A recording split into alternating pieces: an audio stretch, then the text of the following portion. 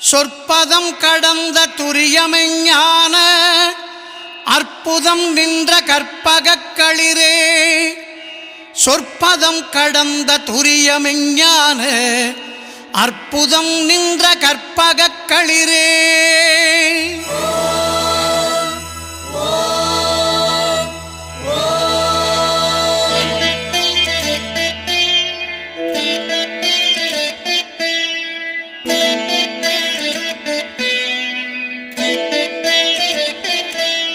முப்பழம் நுகர் மூஷிக வாகன இப்பொழுதென்னை ஆட்கொள வேண்டி தாயா எனக்கு தான் எழுந்தருளி மாயா பிறவி மயக்க மறுத்து